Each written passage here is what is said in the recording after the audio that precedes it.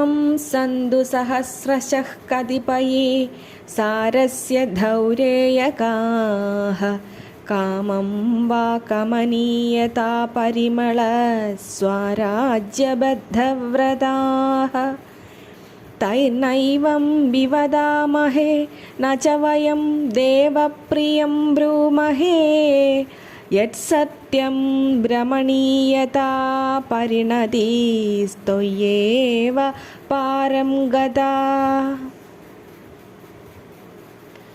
ഭഗവാനെ പോലെ താരുണ്യം നിറഞ്ഞു കളിയാടുന്ന ഒരു സുന്ദരൻ വേറെയില്ലെന്ന് പറയുകയാണ് കവി ഇവിടെ. ആയിരക്കണക്കിന് രസികന്മാരിൽ സാരസ്യത്തിൻ്റെ ചുമതല വഹിക്കുന്ന ചിലർ ഉണ്ടായിക്കൊള്ളട്ടെ, സമ്മതിക്കാം. സൗന്ദര്യത്തിൻ്റെ പരിമളതയുടെ സ്വർഗീയാവസ്ഥ നേടാൻ വ്രതമെടുത്തവരും ഉണ്ടാകാം, അതും സമ്മതിക്കാം.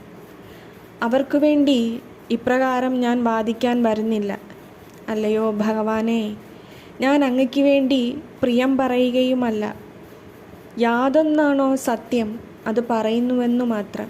അത് എന്താണെന്ന് വെച്ചാൽ, അഴകിൻ്റെ പൂർണ്ണരൂപം പ്രാപിച്ചതായി നിന്തിരുവടി മാത്രമേയുള്ളൂവെന്ന് ഞാൻ പറയുന്നു. അതാണ് സത്യം.